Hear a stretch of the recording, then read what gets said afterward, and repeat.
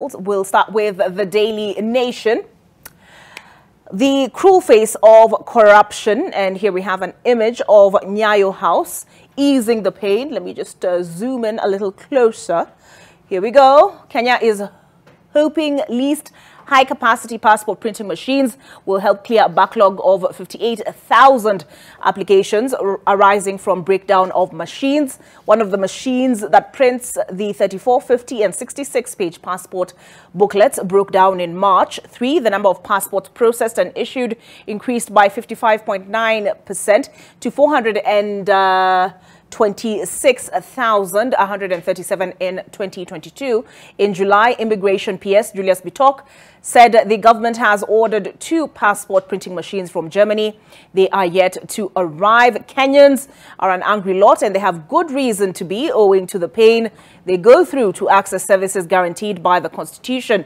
The process of obtaining essential documents, passports, identity cards, certificates of good conduct, marriage and birth certificates has become an arduous ordeal for citizens. And we cover that on pages 4 through 6 of the Daily Nation. Pledge CS Kindiki vows to crack down on Nyayo House graft cartels. Mark, I see your mic already. I will start with you. You know, this, whatever is happening at Nyayo House, immigration put up a defense and said, in fact, they processed the highest number of passports on record. Let me see if I can pull up that news alert, because it popped into my phone. But at the same time, we have the Interior Cabinet Secretary who says that, in fact, they might cordon off Nyayo House as a crime scene.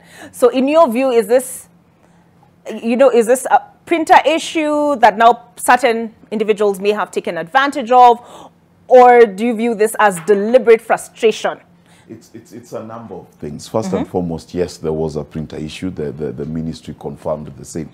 Secondly, there is obviously a lot of corruption that has been going on in Nyayo House, and he is correct that it should be cordoned off as a crime scene. But then again, so should most government facilities nowadays. The amount of corruption we are seeing has skyrocketed. We are seeing corruption almost returning to the levels at which it used to happen during Moi's time. You know, if you remember when Moi was president, he used to walk around with the 100-shilling notes, because if you met anyone who was a government official, whether it was an agricultural extension officer, a policeman, or a chief, you would have to give a bribe. Thirdly is the fact that there seems to be in this country an obsession with procuring and tendering for things that are not really fully broken.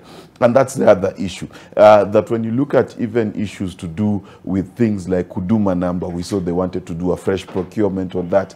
We are looking at the passport issues. You see that they want to procure different machines. So this is an issue of both greed, corruption, and inefficiencies within the system that need to be fixed. And the minister is correct. It's not just a crime scene, but this country largely needs to get a grip on its greed before we find ourselves into the 7 levels of Dante's Inferno.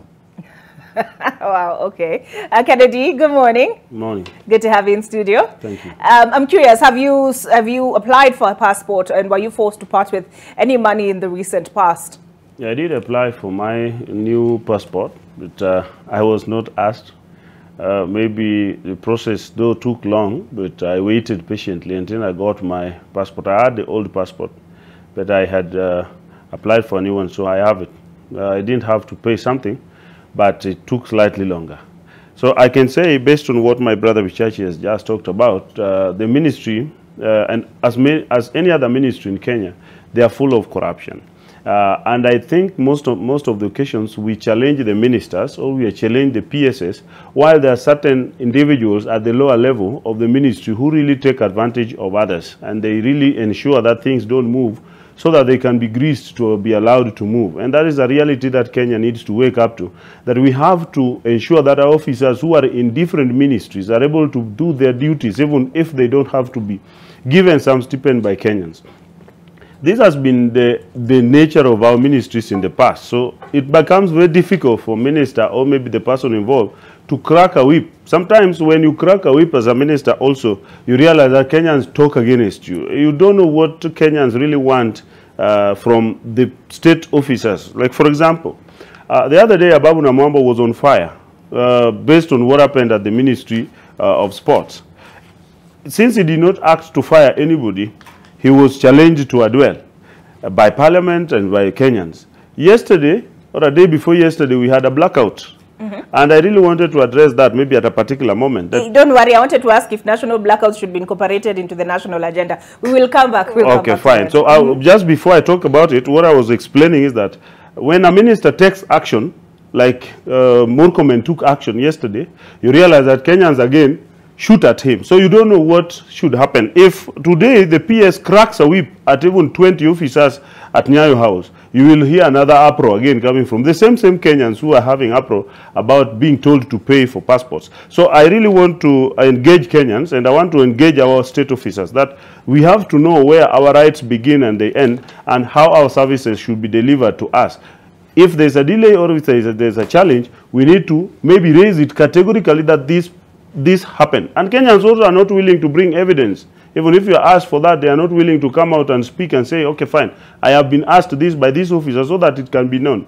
That's the challenge we have as a country. All right. Arnold, sorry, I'm trying to pull up that picture of Mora skipping across the finish line, because that is also on the front page of the Daily Nation. But kwanza, hii shida ya Nyayo House haikuanza juzi. Yeah. What is the problem, in your view? I think, first of all, we also need to come to a place as a country where we acknowledge that there are some inefficiencies that have become systemic. In that all of us know that the Nyayo House story is not new. It's not even 10 years old. It's always been with us. Somehow there is the lack of political will to actually ensure that this is solved. I'm hoping that PS Chris Bitok, this particular time, deals with that. And it's, for me, on 3 levels. It's easy to run with the corruption story. Forgetting that corruption is actually an opportunistic disease that finds inefficiencies and makes takes advantage of that. So, number one, literally all government printing machines in this country are ancient. They are quite technology that was done so long time ago. Even before we talk about Nyayo House, at the core of government printing should be the government printer, for example. Even new people who've started printing just the other day, people doing up, have got better technology today. We are stuck with old technology. You have got the same problem with IDs. Of course, IDs now are a little bit efficient. Sometimes there's even the challenge of telling guys that if NTSA is unable to print the new generation driving licenses very fast, why can't they talk to the guys printing the ID? So we have got a problem with government printers, all of them, from the registration of persons. You think the issue is the printers? Yes, that has actually been an issue. It's been highlighted. It's a big issue because a lot of them are still stuck. We are still stuck with the old technology. There are still government offices that still have got old printers, not rather the typing machines, the old typing machines. So there's that particular end. 2, we take a lot of time. Until the other day, by the way, that is when we started training specifically migration officers. We never used to have custom-made training for immigration officers. You will do journalism, you will do whatever you do, and then somehow you end up at immigration. And then you have to learn on the job and everything else. So we also have taken a little bit of time before we actually come up with specific training for some of these departments, which actually really require specialized training. So then we can talk about corruption, of course. Like I said, corruption is opportunistic. There is the shortage of staff, well-trained staff. Then secondly, the issue of technology that is stuck. We are stuck in the olden days. We need to move away with that. We are people who are printing money on, of course, we closed shop the other day on Thika Road, but somehow we cannot print a driving license in time. We cannot do a passport, which is a process that can actually be shorter because these booklets come here when they are already done. So it's just a matter of doing in your data and then, of course, engraving the security features. So much of that. And that is why, if you still doubt that we are struggling with old technology, why is it that when you walk around the streets, you find very beautiful Kenyans, handsome and beautiful Kenyans, until you ask them to produce their IDs? And it looks like the person who was given the tender to supply cameras literally did a very bad job. Why is it that on IDs, Kenyans look very terrible? But look at their social media. They're glowing, doing very well. We don't have to look terrible on IDs just for us to be real. That is not how real it is. It's just that I'm usually afraid people will compare my actual appearance to that on my ID. So you look at the cameras being used, the technology being used, and even the process that carries out that. You are a very well-looking human being, but you are so harassed by the time you get to take a photo, either for the passport or the ID, you're already tired. You just want to go home. So you look like you are a step away from being sick. So the photo doesn't just represent you. So those are some of the issues that we really need to look out for. All right. Can we please mic Ishmael, because he's here, like in mic tundo amekosa amekaa kwa muda. Let's mic him. Ishmael, I will give you occasion to weigh in on that. I just want to also take a look at what else is on the front page of the Daily Nation. As I said, I was looking for that image of Mora skipping across the finish line. I got it, but there's also this one where she's like, yes.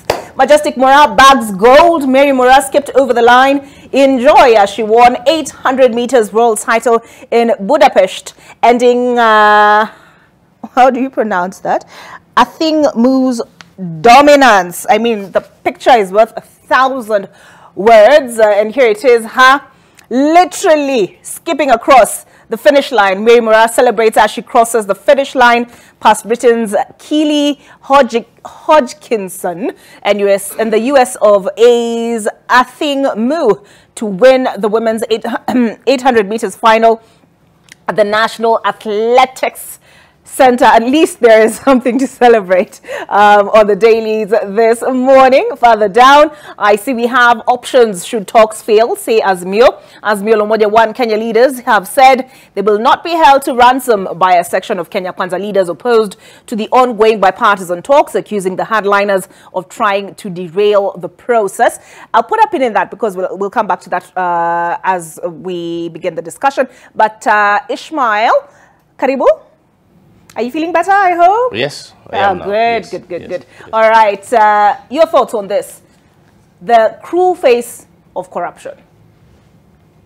Olive, clearly the government is not at all putting action to its words, especially when you see that in the past, if you just wanted to know for the interest of those who are a bit younger, there was a serious fight at the what we now the Times Tower. I mean the KRA.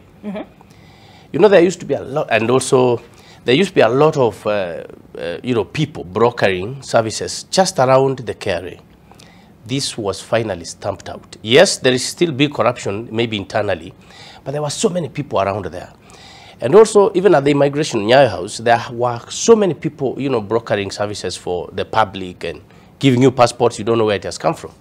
This was fought, and it was, to some extent, successful. So, if the government wants to reduce cartels and completely, banish these corruption cartels within government institutions, that can be done. But they simply say, then you realize that the cartel person around, the ringleader of the cartel is actually a person connected all the way. And that's where the problem is. So if you talk about corruption and you really want it to end, you must put action to the words. But in terms of whether there is honest will to totally remove corruption from the country, I think that is a very huge debate we can do. There has been none. Even in the former regimes, there has been none. If the government wants to avail services to the people by eliminating corruption, it can do that just within a few, by changing not just policies, but strategically putting rules that make it very difficult for a person in control of a service to demand for a bribe. So I think that the really main issue is the government does not show exactly honest face on what it means when it says it wants to fight corruption. All right. Okay, let's take a look at the Business Daily. Naomba tumpe Ishmael maji kidogo asinyongwe namate. Capital flight halves NSC investor wealth. And I see this one is by Charles Mwaniki. Both marks. I've always wondered, Mark, how do you pronounce this word? B-O-U-R-S-E. Did I pronounce it correctly? B-O-U? R-S-E. Boas. Boas. Okay. The Burkis. The? Burki. That's what they're called in South Africa. By okay, so in English? Bur. It's a brr. All right, what he said, marks anniversary since 2021 peak, concentration risk materializes. I also see here an image that demonstrates that on the front page of the Business Daily. Also on the front page, Credit Bank eyes 1 billion shilling from its listing plan. This particular one is by our business. And technology editor, Gillian's Amboko Nation Media Group. And he says Credit Bank PLC has announced plans to list the NSE by the end of 2023, aiming to raise at least, to list on the NSE by the end of 2023, aiming to raise at least 1 billion shillings from the public. On the Teka, police deny holding sugar billionaire Jaswant Singh Rai. The mystery surrounding the daylight abduction of sugar billionaire Jaswant Singh Rai has taken a new turn after police denied reports linking them to the Friday incident. And we'll come back to that, gentlemen, because it's on the front page of the Standard. Also on the Teka, KCB spends 1.5 billion shillings on staff restructuring. And companies hoard cash amid economic uncertainties. Companies have focused on cash preservation amid growing economic uncertainty, characterized by weaker earnings and rising costs, among other headwinds. And on the KCB Group spent 1.5 billion shillings on a staff voluntary exit program in the half year ended June, even as it took advantage of the process to bring in new employees with on-demand skill set, growing the headcount by 779. Taifa leo. And this is the headline, Firimbi ya 2027, huku ikibaki miaka 4 kabla ya uchaguzi mkuu. Rais Ruto ameonekana kuanza kampeni kali za kuhifadhi urais. It's something Rigathi Gachagua spoke about yesterday, again taking on the media. I don't know what this obsession, I don't know, between us is. But he said the media is saying this, essentially what Taifa Leo is saying, because we want, that's his allegation, Azimio to have free reign, quote, lying to Kenyans, is the view he took. But here we have an image of Musalia Mudavadi, William Ruto, Rigathi Gachagua. I'm curious why they put an image of Ruto in his Masai regalia and they didn't put the same do the same with Mudavadi and Rigiji. But Rais William Ruto is quoted as saying, mnadhani naweza kushindwa kweli? Ikiwa niliwashinda wakiwa ndani ya serikali, watanishinda vipi nikiwa serikalini? And then Rigiji is quoted as saying, yule mzee Raila unayefuata hakuna kitu, Mheshimiwa Rafael Wanjala jipange na Rais Ruto. And then Musalia Mudavadi quoted as saying, anayedhani kuwa atamshinda Rais Ruto 2027 asahau kama alishinda akiwa nje itakuwaje akiwa ndani. Yep, let me just, I'll invite my panelists to weigh in on this. But before then, let's just take a look at what else is further down. Kitendawili billionaire akitekwa, Mnangagwa ashinda urais Zimbabwe. Na maandamano, Ruto afokea Raila vikali, Odinga ametishia kurudi barabarani, mazungumzo yakikosa kuzaa matunda. What do you think of this headline, Mark? Firimbi ya mwaka wa 2027. You know, Olive, I've been waiting to comment on a few things that you said, so allow me to just go back a little bit. It's interesting to me that the NSE has lost so much in value, and we're not talking about it. Mm-hmm.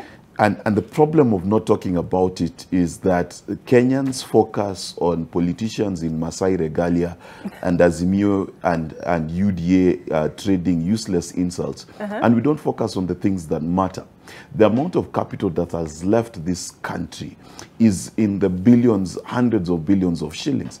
And it's not just left in terms of the NSE, we've also lost money in terms of our bonds and bills markets. So the thing for me that now is shocking to your question is how the president can then be focused on campaign and politicking when our country is losing value by the day. We know this is true because if you go to get the dollar or to trade in your dollar, you will do so at a rate unprecedented in our history. Now, it's not that the dollar does not just appreciate in every regime that has been. It's the meteoric rise of the dollar against the shilling that we need to be worried about.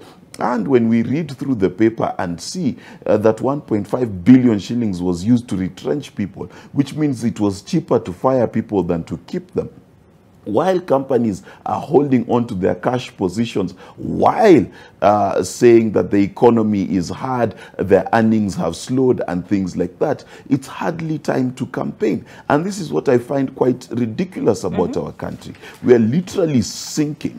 And then when we are sinking, we are talking about how people have dressed in Masai shukas and things like that. This level of ridiculousness needs to stop, because honestly, I don't see the point of discussing anything that Rigiji says in the face of such economic issues. In fact, I think Rigiji should do us all a favor and find the part of his lower lip and the part of his upper lip that connect and keep quiet.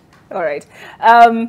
It's interesting, even the way the graphic is depicted, it's like fire. But he did tell us that Rigiji, speaking of Rigiji, he did tell us because I had a conversation around what are the indicators, right? Or by what metrics do we measure economic recovery? Because the president said the same thing, that we are now economically stable. And his indicator was we will pay off the Eurobond ahead of schedule, although there is a debate around buyback. Right? Aside from that, the president talked about the World Bank and the IMF giving the thumbs up as far as the Finance Act 2023 is concerned. And Rigiji now came in just the other day. I think he was speaking in Mwala, and he said, you know, for the first time, the fact that we are paying county governments on time, although for the last financial year, the money came out in June, you're wondering what will they do? The financial year is coming to an end. But you don't agree? Olive, let's be clear. The IMF is only congratulating this government on its budget because the IMF wrote it. If you go to the budget document, at the beginning, who is thanked for helping write this budget? We are in an IMF budget. It's the IMF that wanted higher taxes on fuel. It's the IMF that wants to get rid of subsidies. All of these things are IMF. So you cannot be congratulated by a colonizer and say, indeed, the colonialists have said that Kenya is now truly independent. That's neither here nor there. Number two, the ability to pay debt has never been an issue for this country. Kenya has yet to default on its debt. So you cannot congratulate yourself for achieving what every other regime has achieved. Let's be clear. Look at every indicator. Let's look at our forex market. We are losing. Let's look at our bills and bonds market. We are losing. Look at the stock exchange. The only money left in that stock exchange, those of us in the financial field will tell you, is called damn money, because all the smart money left, all the people who know what's going on have pulled out their money out of this country. Ask yourself why. All right. Okay. Ishmael, and then I'll invite Kennedy. And yeah, I just want to weigh in on that because Mark is advising actually Kenya Kwanza to shut up. But they won't shut up. We all know that they will not shut up. And therefore, what is fair for the citizens? What is fair is that since Kenya Kwanza is on the road towards campaigning towards 2027 elections, it is only fair to create a fair playing ground so that the opposition is also allowed fairly to go all over the place and do what they have to do, which is politicking. Now, that way, Olive, it will force Kenya Kwanza to release money. It will force the opposition side to release money, and we will benefit. But when you silence one side and say, this is how we want to proceed, and then you are all over preparing for 2027, it is us who actually go on, you know, being punished. It is the citizen. So I think that the playing field should be fair, and the opposition as well as government should actually do what they want to do for 2027. After all, the president, then deputy president, was allowed by the former president to tanga and actually make it into State House. So I think there should be a fair playing field. You cannot go and campaign but shut up your opponent because you want to create an undue advantage. All right, so we need to take a break, but we will come back with you, Kennedy and Arnold. But two things come up for me, given your submissions, Mark, and yours, Ishmael's. One, listening to Meg Whitman, the U.S. ambassador to Kenya, who was, because we were talking about shut up, we're talking about shutting up, who interestingly was told by Raila Odinga to keep her mouth shut. She said it's not about high taxes, it's about having a predictable tax regime, right? Regularization of taxes. And then Rigiji, with regard to, what was the other point? Okay, it'll come back to me just before we start the next part of the conversation. So we take a break, we come back with my panelists.